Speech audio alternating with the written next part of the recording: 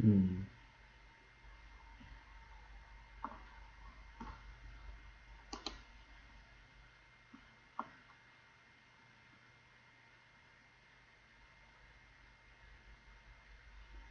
Hi everyone, I'm just sorting out the YouTube live chat so you can send in any questions.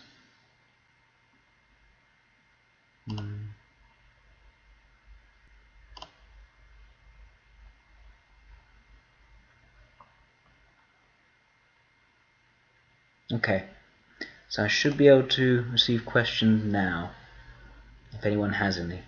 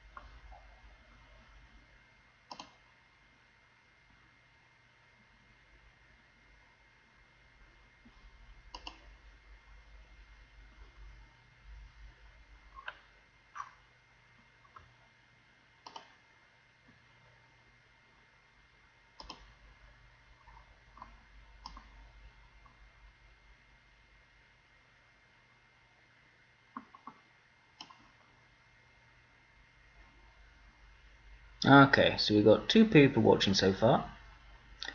Do you guys have any questions about Socionics? Anything at all? Feel free to use the chat just to write out your questions and I can try to answer them.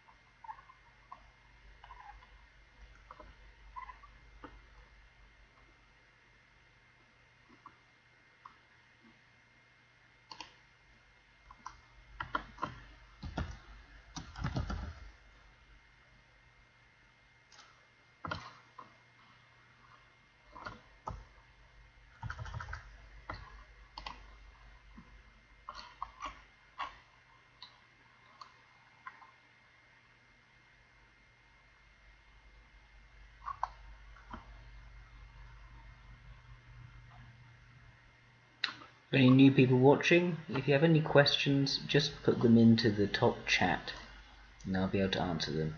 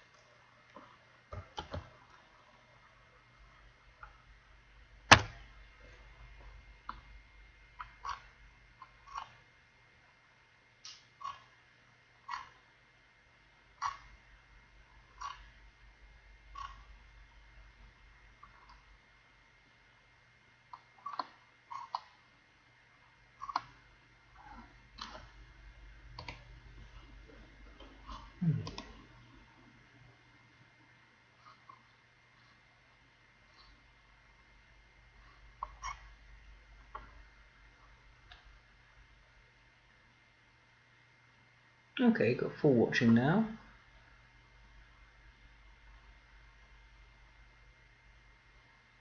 Just waiting for questions.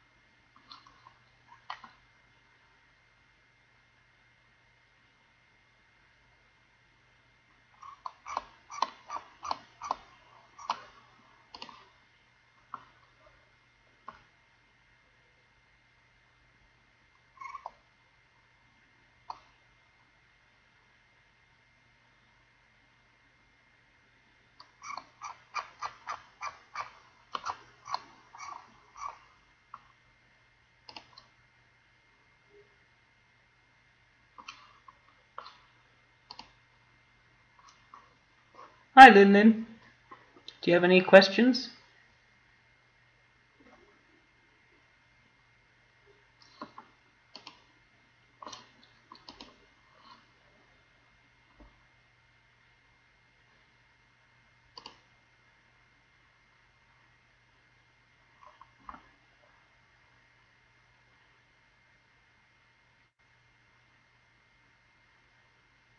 Oh, you're very welcome.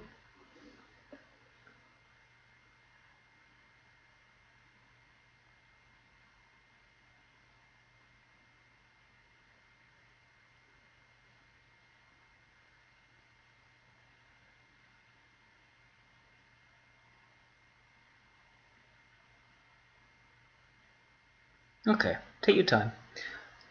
We've got until 11 o'clock my time, so got another 43 minutes.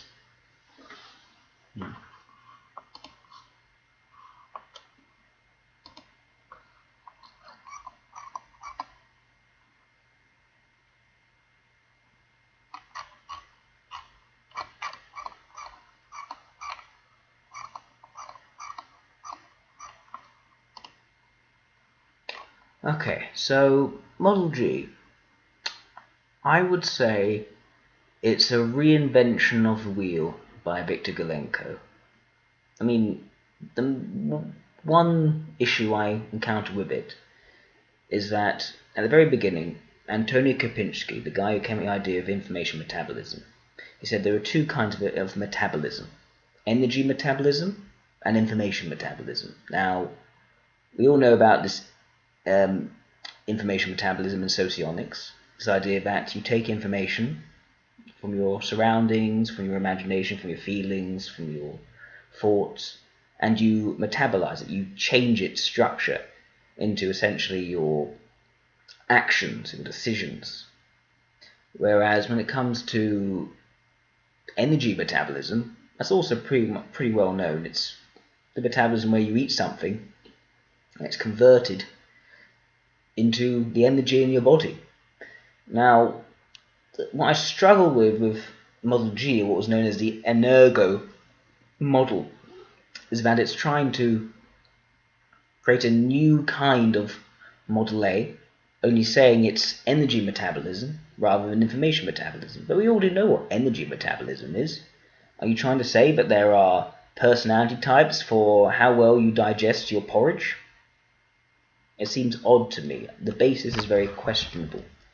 Then we actually go into Model G and look at what they've labelled the functions. It's very confusing. For one, they've switched around the demonstrative with the creative. Also, the way they've ordered it seems to very much ignore the rules of blocking. So, when it comes to the rules of blocking, if you have, for instance, extroverted intuition, typical information metabolism element, that would only block with either introverted logic or introverted ethics. The idea being that they both share in something, being static rather than dynamic, and they are different in other ways. One's extroverted, one's introverted, one's rational or a judgment, the other one's a perception or irrational, and they naturally go together. You could say we can't really think of a possibility unless it's something to do with a person's potential, person's motivations and intentions, or if it's something to do with some sort of structure, some sort of new way of framing the world. Both of those would be possibilities, extroverted intuition. But it can only really appear as either one or the other. And it's very hard to think of a possibility that isn't one or the other. In a way, you could say that it, almost like a very reactive atom, it naturally forms one of these two molecules in the real world. Now, Model G seems to pay no attention to that theoretical infrastructure. It seems to be sort of laid on top of socionics theory rather than built from it. And I find it very counterintuitive as a result. So that would be my thoughts about Model G. I don't think it's... I think there's very little that you can learn from Model G that you already know from Model A if you've studied it fully, if you see what I mean. Okay, some more questions. Right, Wolfhound. So you know nothing about Socionics. How's it different from MBTI? That is... How can I explain it? There are quite a few differences. In fact, I'd say that it's more different than it looks. Whereas both are Jungian typologies, so both have 16 personality types. One was devised in the West, the other was devised in Eastern Europe. And one has a more, well, I wouldn't say a scientific basis, but a more academic basis to it than the other. Socionics goes a lot into ideas, for instance, like Antonio Kopinski's information metabolism, the basis by which we convert essentially the information around us into our actions and our decisions. In terms of its theoretical structure, there's a lot more to it. It makes a very clear distinction, for instance, between valuing something, in other words, liking it, and being good at it.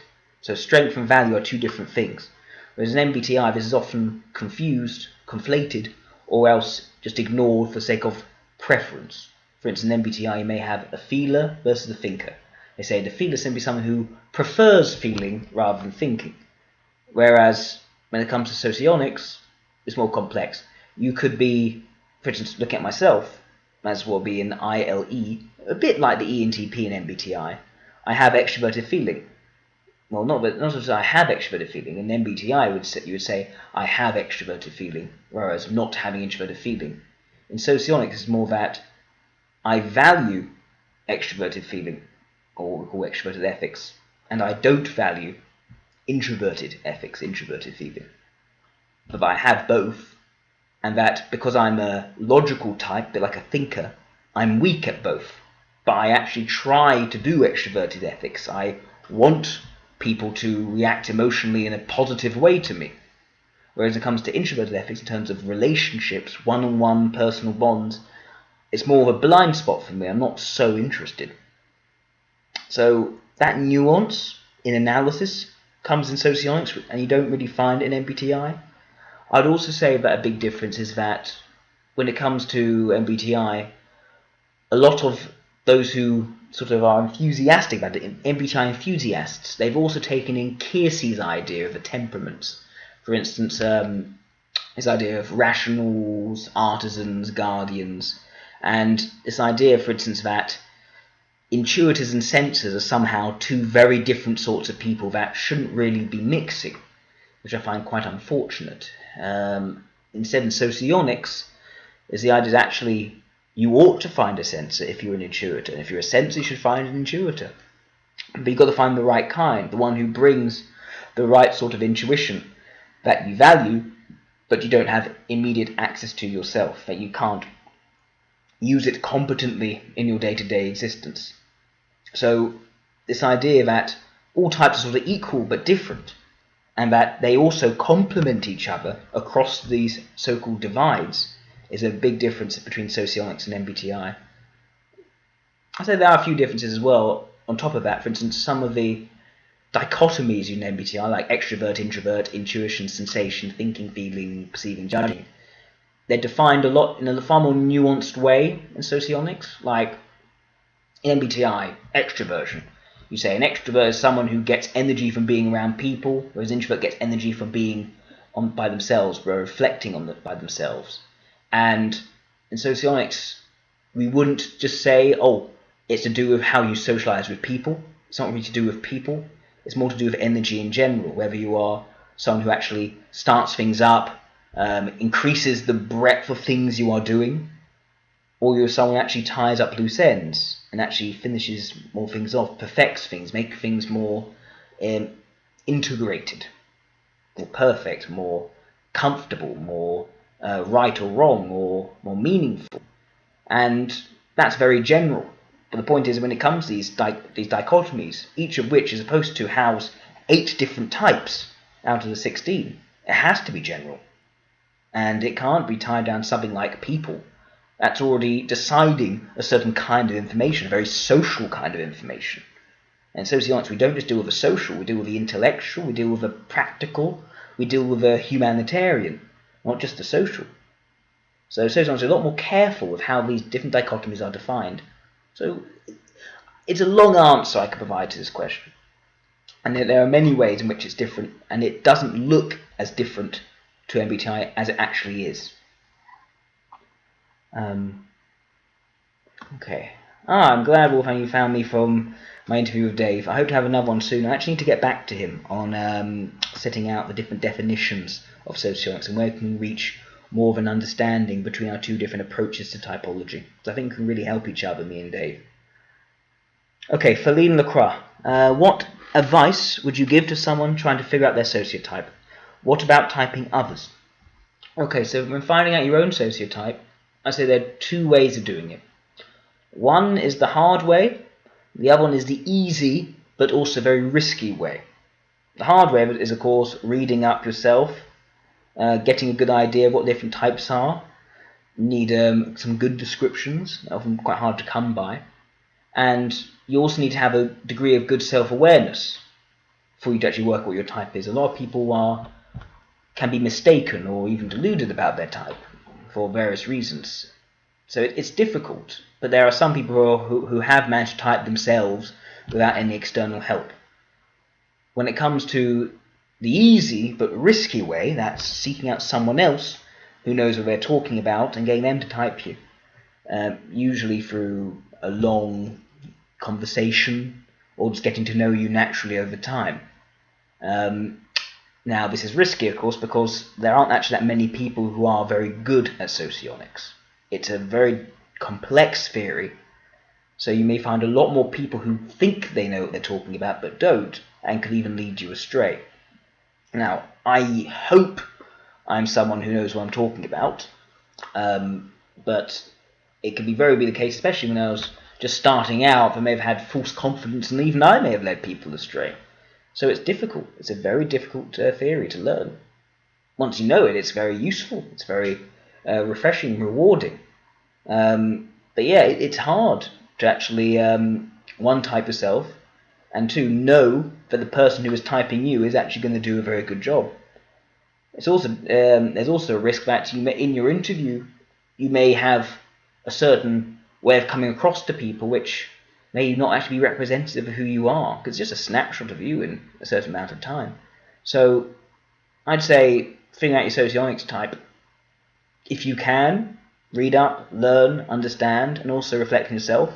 If you don't feel you can, find someone who has had a good deal of experience in the subject and also knows what they're talking about. Now, I'd like to think that people at World Socionic Society, especially the diagnostics team, know what they're talking about. But of course, I only know as far as I am, as far as I already know. I don't know what I don't know. But at least based on other people I've met, I'd say I'm one of the better people out there for this. And I do diagnostic interviews to help people with working out their type. What about typing others? I would say it takes a long time before you can do this well. It also depends on the person. Some people, I find, if I meet, I can know in seconds what type they are. They just give off the right sort of vibe, which I'm very used to, because I've typed lots of other people like that, and there's certain patterns you can quickly pick up on, which your heuristics can tell you, oh, this person again is like this, and that's very handy. But a lot of the time you don't get that, so you do have to get to know the person well. Not only do you need to get to know the person well, you also need to understand the theory well enough to know what are these things which I'm observing which work or fit together in the theory. Now, you may take the theory of socionics and you can apply different types to the person, and essentially what this amounts to is finding whichever typing fits best the range of different data points you get from that person. So, for instance, I may find one type where you have different sorts of data presented about them. You can interpret that in one way, say an IEI sort of way. You could also interpret it in, for instance, an SLI sort of way. Now, you may find that maybe 7 out of the 8 data points align very well with SLI, whereas 3 out of the 8 data points align very well with IEI. So based on that, you can say SLI is probably the best one. The point is, though, that we have a theory here, and then you're trying to compare that theory towards how people are in real life, and they're very variable. And there are lots of different factors at play other than personality type which can cloud it or distort it. So it's always going to be difficult and tricky, but with experience you usually get better at it. At least that's what I found. Lin again. Do you believe there are more than 16 personality types? Well, it depends on how you define a personality type. If you define a personality type in terms of, for instance, well, attraction or repulsion towards Marmite, which is a form of yeast extract, which is very nice on toast, I must say, and lots of us British people like Marmite.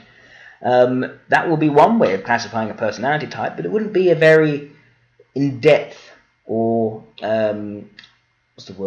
salient way of classifying personality. However, if you use Socionics' approach, which is how you metabolize information, well, based on how Socionics has been constructed and worked out, there are limited ways in which information can, one, be metabolized, and then a limited number of ways in which the prioritization of these ways of metabolizing information can be arranged in a hierarchy. So based on these hierarchies of prioritizations for how you metabolize information, you get a limited number of types. And Socionics is 16. MBTI also 16, but through similar aspects, but I wouldn't say that they've worked out exactly how it works in terms of information metabolism. Now, you could have another theory, say an Enneagram, which uses motivations, and they say 9.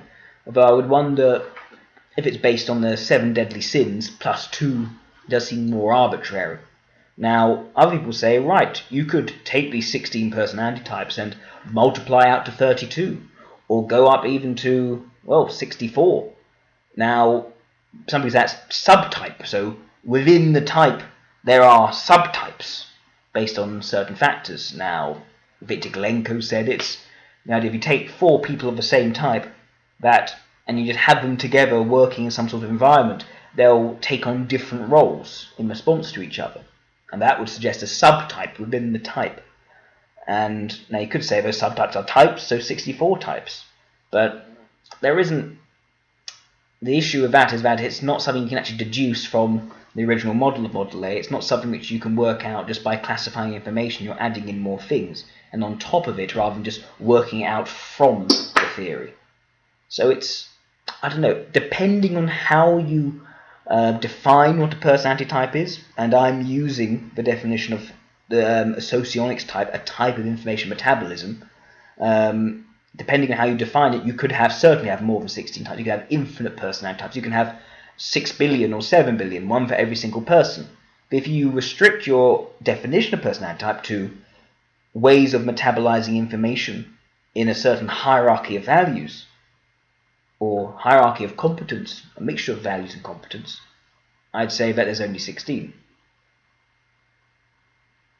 Okay, Mr. Kokoros has a big question, so let's take a look what that big question is.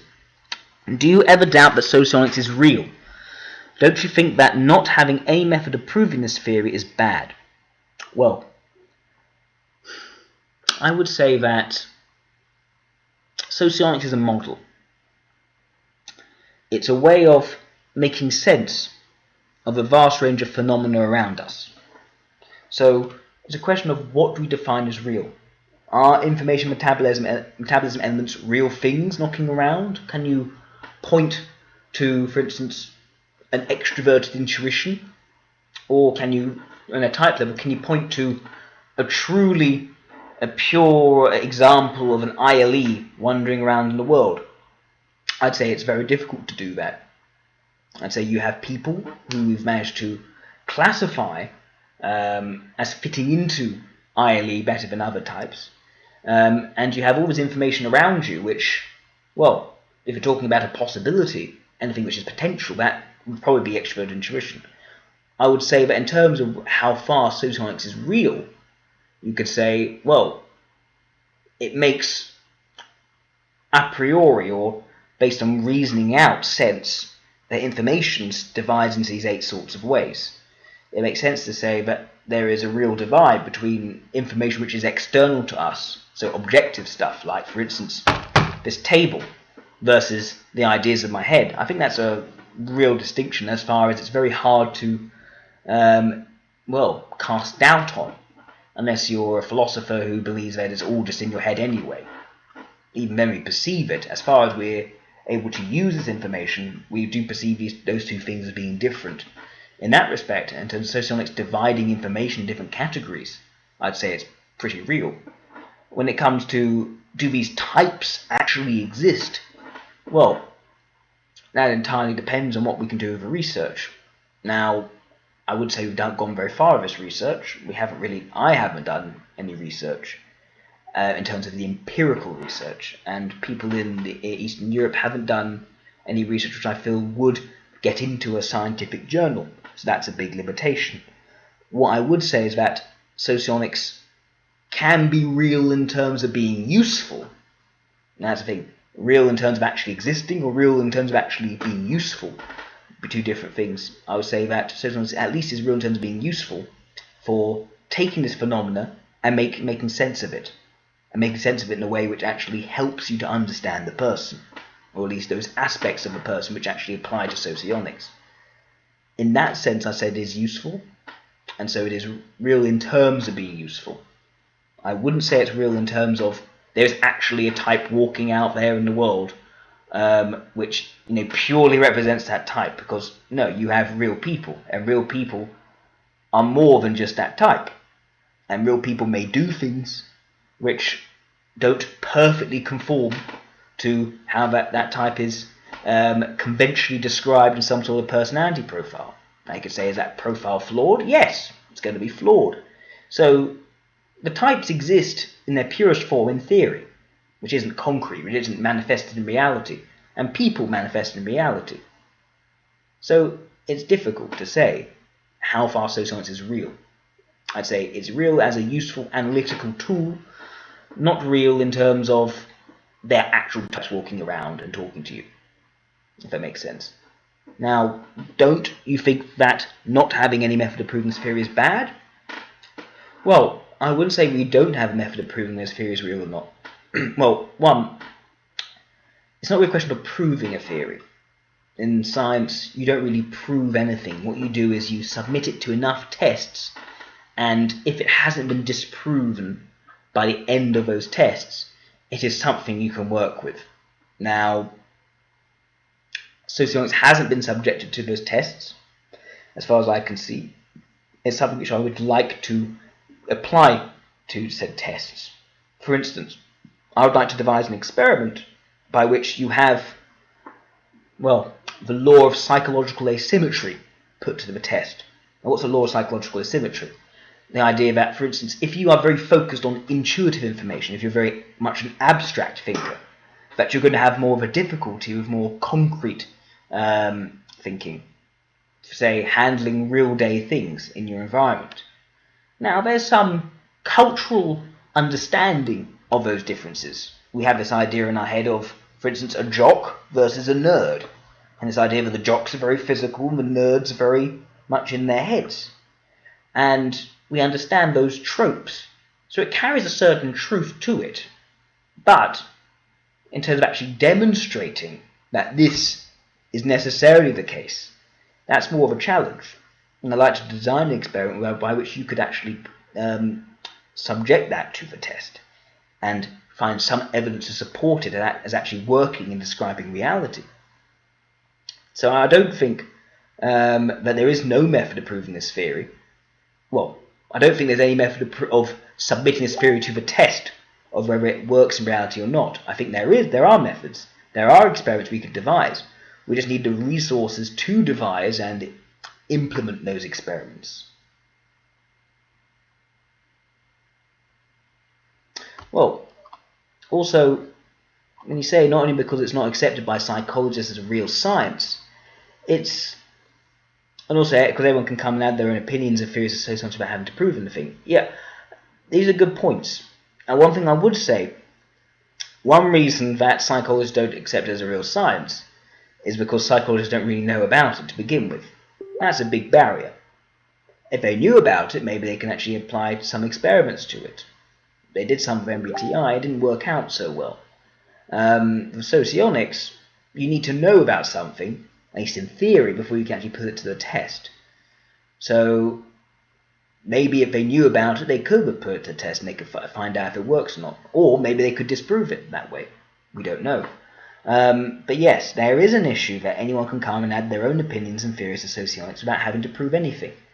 One thing I would say to that is that there is an idea of a canon in socionics. There is this idea of classical socionics. And there's this idea of Model A as being the main part of that canon. And it's what I've tried to do in World Socionic Society is stick to that canon. And also show how that canon can be worked out to make sense in a way which is hard to question. Simply by using these very well accepted theoretical axioms, like external, internal. Things are either internal to your head and subjective, or they're external and objective, and people can point to them and see them and share in their experience of them. So a theorist deduced from that point, I think, has more legitimacy than the theory which is sort of added on top later, which is why I think Model A has a lot more legitimacy than Model G. Now, you also say, see the different models and interpretations of functions as an example. Yes. No, in terms of interpretations of functions, there is a legitimate way of doing that. Now, the functions of model A, so if it's a leading function, has 7 different dichotomies to work out how that function works. So this is all in classical socionics, devised by Augusta. You have, for instance, the leading function being a strong function. It's also valued. That's why it's in the ego block. It also is something which is also known as inert, I like to say stubborn. So once it's formed its own view, it doesn't easily change just because other people have some other suggestion. It's quite stubborn in its approach. It's also on all the time. It doesn't switch off and on depending on the situation. It's also bold. It's given off very overtly and obviously for a person. So these are all things which come together to give you a good understanding of how a leading function should be defined, as opposed to a vulnerable function, which is different in many of these function dichotomies. When someone else comes up with a different definition of a function, like for instance the vulnerable function, well, if it doesn't follow the function dichotomies, it doesn't make sense. It's not in line with the canon. So it doesn't have that legitimacy. Now, I'm assuming you meant functions in terms of the function of model A. If you meant functions, sort of more cognitive functions like MBTI, which is basically what we call information metabolism elements, I would say, again, there are 5 dichotomies there, information dichotomies. Extrovert intuition, for instance. It is something which is intuitive. What does it mean by being intuitive? One, it's detached. In other words, when you experience it numbly. You don't feel it, you only think about it. It's detached from your own experiences. And second, it is internal. You can't demonstrate an intuition. All you can do is have it in your head. Another person will have a very different intuition. You can't take out your intuition and show it to everyone else as being, this is my intuition, and you can see how it is and see if it compares to your own. It doesn't work that way. You have to interpret it. You have to interpret it first, put it into some sort of language, some word structure, and then someone else reads that word structure and interprets it themselves. So that makes it intuitive. It's not sensory, it's not concrete, it's not real, you can't point to it. And then, extrovert intuition, as opposed to introvert intuition, well, the extrovert intuition is static. It exists as discrete states. This possibility, this scenario, and that alternative scenario. Another way of looking at things, another perspective. They're separate things, rather than all flowing from one to the other. So it's static. And as regards being extroverted, it's breadth-oriented. It's to do with quantity rather than quality. There are lots of possibilities. You're broadening the range of possibilities to find more and more ways in which something could possibly be. So you take these 5 dichotomies and you put them together, you've got a good definition of extrovert intuition. And if someone comes up with a very different definition of extrovert intuition, you've got to ask, are they conforming to these 5 dichotomies or not? Now you say, as a member who is very involved with socionics, do you think that it is possible for something like this to happen? Not entirely sure what you mean by what is possible to happen. Do you mean, is it possible for someone to add their own opinions and theories without having to prove anything? Well, what I think is, if it doesn't fit with the dichotomies, if it doesn't have a clear rationale based on these dichotomies, or posing a challenge to those dichotomies which could potentially replace them, I don't think you can have that legitimacy. I would say in MBTI, because it doesn't have these very careful dichotomies, you can have that situation. It's why you have, for instance, well, the official MBTI companies is dispersed with cognitive functions almost entirely, whereas you take their old definitions on cognitiveprocesses.com, for instance, or you could have, well, Lenore Thompson Bentz's descriptions, which are very different, and yeah, there's no way of telling which one is correct. There's no background infrastructure to decide which one is better, which one follows from basic axioms. So I think that's more of a problem for MBTI than Socionics. But for those who don't really understand how Model A is figured out, it can seem that way for Socionics as well.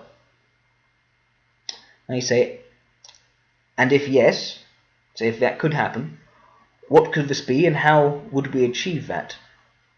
Oh, I see. So you meant in terms of the proofs of socionics? How can you, well, put it to certain sorts of tests? I wouldn't say fMRI scans, different personalities, just yet.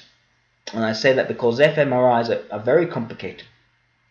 And you need to prove it, well, not prove, but find evidence to support a lot of other things before you get that far, before you justify actually putting someone in a brain scan and actually seeing how the brain reacts to certain stimuli, to its activities and all the rest. Instead, I'd say, well, I think you can do behavior-based tests, first of all. You can, for instance, give a list of tasks to do, tasks which very well conform to particular information metabolism elements in practice. And you could, for instance, say, okay, I'm going to give you an extroverted ethics test, I'm going to give you an introverted ethics test, an extroverted logic test, and an introverted logic test. And having different participants fulfill those different tests, assuming they are good representatives of his information metabolism elements, and assuming they haven't had past experience in that particular activity, if you can see a clear hierarchy in how well they do those tests, so those who do the best in extroverted ethics do the least well in introverted logic, and those who do the best in extroverted logic do the least well in introverted ethics, then you've got some good evidence to support the law of psychological asymmetry. And that's a good basis for starting on essentially submitting socionics to empirical investigation. When it gets as far as fMRI, well, I don't think you're going to find what Dario Nardi suggests, is that for certain types you get the Christmas tree pattern in the brain. I find that hard to believe, and I would be doubtful you'd actually find anything so clear as that. I think start with these more behavior-based tests, how people conduct things in terms of their abilities, and then maybe move forward from there. I would say, though, that an fMRI is a lot better than an EEG for if you were to do a brain scan and use that as some sort of method of submitting socionics to empirical investigation. Feline Lacroix says, would you mind elaborating a bit on the point of least resistance functions of the types? Okay, so now point of least resistance, what is that? It is the fourth function in Model A. It has 7 function dichotomies defining what it is. Now, we know it's in the superego block, meaning it's weak, now it's not done very well, it's also not valued, it's not appreciated. It's also, we say, is public or mental. It's something which is part of our struggle in society. Based on that, you can say it's something which you're expected to do, but which you can't really do well enough. You can't perform the function well. So that's one aspect. Now, within the superego block, it is something which is, it's off all the time. It's consistently off. It doesn't really turn on. It's also something which is cautious. It's not an obvious part of someone. In fact, it's only obvious in its absence from the person. It's inert, it's stubborn as well, but you just refuse to actually engage with it at all. Unlike the role function, which is a lot more flexible. The role function actually says, if I'm expected to do this, I'll reluctantly take it on if I need to, if I have to. The vulnerable function doesn't. It's sort of the computer says no function. Now, seeing how that works in different types, well, take some examples. LIEs and EIEs, for instance, they have introverted sensation as their vulnerable function, their point of least resistance.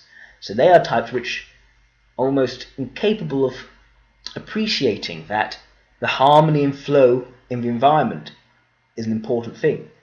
They may get suddenly very intense, even very angry, can even get very confrontational, push their weight around in a way which can very quickly disrupt that flow and harmony, and not even aware that they are disrupting that flow and harmony.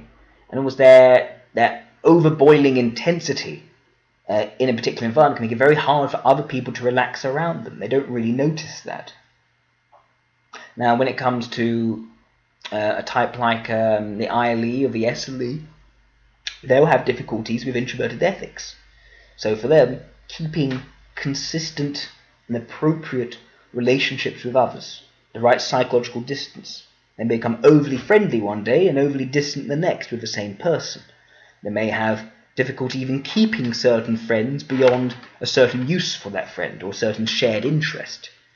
And actually seeing the relationship itself as something to maintain and protect is not going to work out so well. The whole point being, in both these cases, the vulnerable function is almost like a blind spot. You don't really appreciate it, and you don't really actually take on its needs and appropriate approaches as something actually worth doing. Now, for example, ILIs, SLIs is extroverted ethics. They're not going to appreciate that.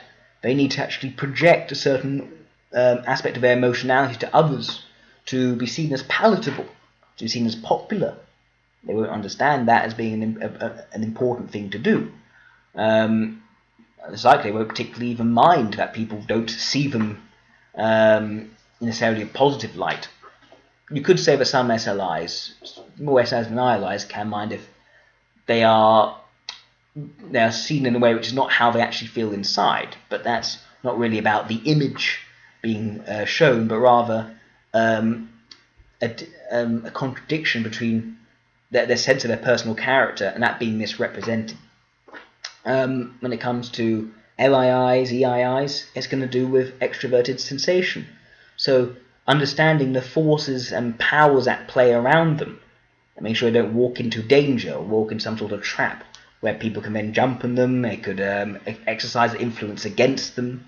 LIIs and EIs can often walk into that and end up being very vulnerable to their physical surroundings and the people who are more aggressive around them.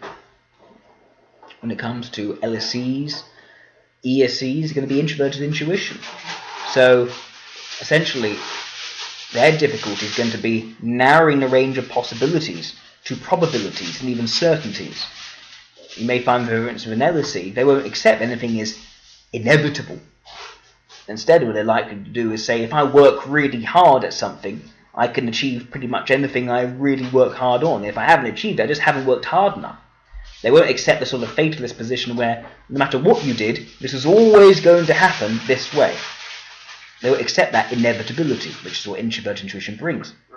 And then when you take a type like an LSI or an ESI, it's extrovert intuition. So once they set down on their particular path, which they've thought about and they've decided on, there's going to be very little room for them to change their mind. They're not going to open themselves up to alternative possibilities of how they could approach a situation, or if they need a new goal in mind. They're going to be very single-track minded. I think one other information metabolism I should cover. Well, logic. Introverted logic for IEs and SLEs, so SEEs. These are types who are almost purely pragmatic, even opportunistic, especially for the SEE. The types who they take lots of examples of things working, which they've seen working, which they think could work. They never really tie it together into some sort of theory or consistent worldview. So their way to understand the world can actually contradict from one situation to the next. They won't adhere to a theory. It's just whatever seems to work here. It can be very chaotic and very erratic. It can frustrate LIIs and LSIs. Then we get to IEIs and SEIs. It's extroverted logic which is the problem. So for them, these are types where they form their understanding or the worldview. They form their their framework of how it fits together. But then it's very difficult for them to then take in new data, new information, and actually improve and update it over time. Take out the bits which don't work and add in new bits to improve it. For them, it's like the entire system shattering, but they have to sort of piece it all back together again, which is very difficult for an SEI or IEI. For LII or LSI, it's easier. They don't like it happening, but they can recover from that more than the SEI and IEI can. Often even with IEIs, it's like if you disprove the worldview which they hold, then they may come back the next day holding the same worldview as before, as if nothing was ever disproved. They hadn't taken in that new information and updated. And yes, in terms of actually adjusting their worldviews to the practical nature of reality, that can be very difficult for them. I think that's all the types for all the vulnerable functions.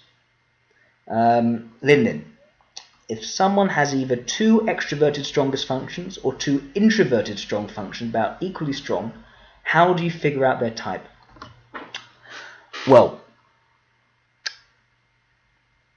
that's actually quite normal. The idea of socionics is that you have two strongest next to Also strong, but the idea is that they're cautious rather than bold. They're less overt and apparent to the person. And then you've got another two, which are actually quite bold, but actually weak. So like exaggerated, but not actually something which you can actually follow up on very well. And finally, you have the very two weakest. They're weak and they're cautious. They don't really show up much at all in the person. So it's normal to have two extroverted strongest or two introverted strongest. For socionics, it will be the id function, the leading function.